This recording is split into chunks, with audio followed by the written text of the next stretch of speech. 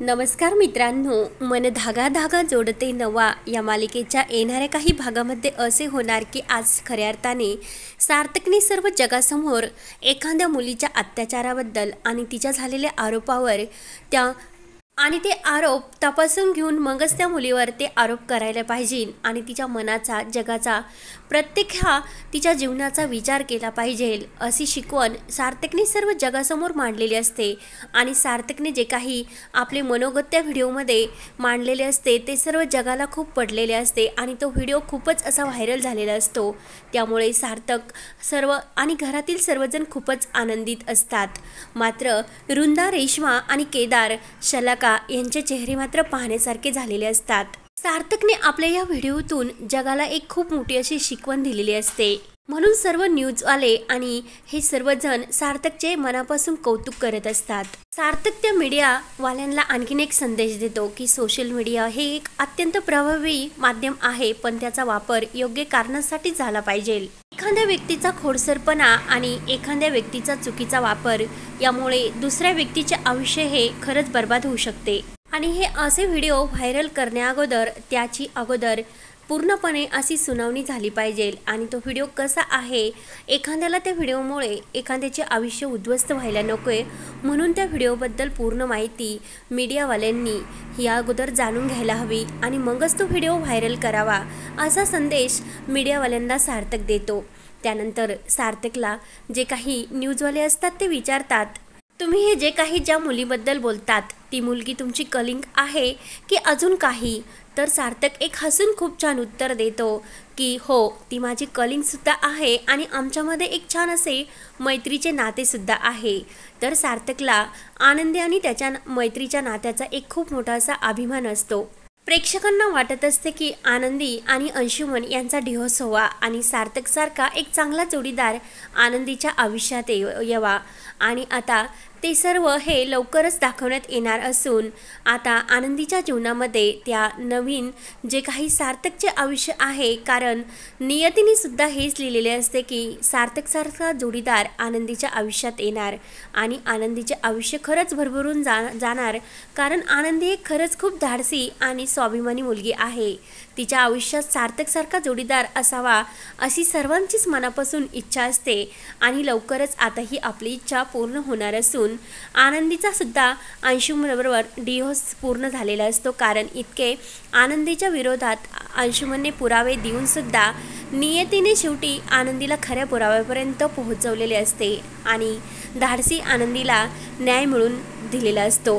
अंशुमन विरोधी सर्व काही पुरावे कोर्टाला मिळालेले असतात आणि कोर्टाने अंशुमनला पापाची शिक्षा तर दिलेलीच असते, मात्र 5 लाख रुपयाचा दंडसुद्धा अंशुमनवर केलेला असतो। त्यामुळे आता या नराधमाच्या तावडीतून आनंदीची सुटका झालेली असते। त्यानंतर आनंदी आणि घरातील सर्वजण खूपच खुश असतात, मात्र कोर्टाच्या ह्या वेळामध्ये आनंदीचे कामावर जायचे असते। सार्थक इकडे आनंदीची वाटच बघत असतो की मिस आनंदी कामावर का येत नाही आणि त्या फोटोमुळे मिस आनंदी यांना वाईट वाटले असेल का आणि त्यामुळेच त्या कामावर येत नसतील का, असे अनेक विचार सार्थकच्या मनात येत असतात। अण्णा आणि मालतीला आनंदीचा खूप असा अभिमान वाटतो, कारण खरंच आपली आनंदी खरंच खूप धाडसी आणि कर्तृत्ववान आहे। पण आता आनंदीचे यापुढील आयुष्य कसे जाणार, कारण एकटी कसे हे सर्व सहन करणार, कारण एकटी कसे जगणार? जोपर्यंत आम्ही आहोत तोपर्यंत आनंदी ठीक आहे, पण त्यापुढे तू कसे तुझे जीवन हे जगणार? आनंदी म्हणत असते की अगं आई, असे का बोलतेस तू? तुमचा इतका मोठा आधार माझ्या पाठीशी असताना मला कशाची भीती? आणि तुम्ही इतके जण माझ्यासोबत असताना मी तर खूप अभिमानाने जगेल आणि खरंच मला कशाची भीती नाही। मालती म्हणते की अगं, आम्ही आहोत तोपर्यंत ठीक आहे। आनंदी, तुझं वय सुद्धा कमी आहे आणि या समाजात वावरायचं जर तुला असेल तर तुझ्या हक्काचा जोडीदार तुला असायला नको का? मालतीच्या मनात सुद्धा सार्थक बसलेला असतो। तिला सुद्धा वाटत असते की आपली आनंदी आणि सार्थक सर यांनी एकत्र यावे, कारण आनंदीसाठी सार्थक सर सुद्धा योग्य आहे। अण्णांना सुद्धा तेच वाटत असते। पण मात्र आनंदीच्या मनामध्ये ते नसते। आनंदीने सार्थक बरोबर एक छान मैत्री केलेली असते। आनंदीला या गोष्टीची भीती असते की मी विवाहित आहे आणि सार्थक सर माझा स्वीकार कसे करतील, म्हणून तिच्या मनामध्ये असे कोणतेही सार्थकच्या मनातील हे नसतात। पण सार्थकला माहिती नसते की आनंदी ही विवाहित आहे। त्यानंतर मालतीने जे काही हे आनंदीला सांगितलेले असते तेव्हा आनंदीसुद्धा या गोष्टीचा विचार करते की खरंच आता यापुढे आपण काय करायचे। आणि सार्थक सर आपले एक चांगले मित्र तर आहे, पण सार्थक सरांना जर हे कुठून जर समजले तर त्यांच्या मनाला खूप असे वाईट वाटेल। त्यामुळे आनंदीला वाटते की आता सार्थक सरांना सांगण्याची वेळ आली आहे, म्हणून मी सर्व सार्थक सरांना सांगून देणार की मी कुठे गेले होते आणि काय। सकाळी आनंदी मस्त तयार होते आणि तयार झाल्यानंतर ती मात्र आपल्या ऑफिसमध्ये कामाला गेलेली नसते। इकडे सार्थक विचार करत असतो की आनंदी मॅडम का आले नसेल, काय झाले असेल, आनंदीला वाईट वाटले असेल का, म्हणून सार्थक आनंदीला फोन करतो। तेव्हा आनंदीच्या मनात तोच विचार चालू असतो की सार्थक सरांना आता सांगण्याची योग्य वेळ आली आहे की मी ड्युटीवर का येत नाही। तेव्हा सार्थक विचारतो की आनंदी मॅडम काय झाले असे, तुम्ही कामावर का आल्या नाहीत। आनंदी म्हणते की सार्थक सर मी सध्या खूप असं बिझी होते। तर आनंदीला एक मन म्हणते की सांगावे आणि एक मन म्हणते की नाही सांगावे, म्हणून आनंदी थोडी थांबते। सार्थक विचारतो की आनंदी काय झाले, कसला प्रॉब्लेम आहे, तुम्ही माझ्याशी शेअर करू शकता। तर आनंदीला वाटते की खरंच सार्थक सर आपले एक छान मित्र आहे, त्यामुळे त्यांना सर्व काही सांगावे। तर आनंदी म्हणते की सर मला तुमच्याशी खूप महत्त्वाच्या एका विषयावर बोलायचे। सार्थक म्हणतो की मिस आनंदी काय आहे बोला आणि फ्रँकली बोला।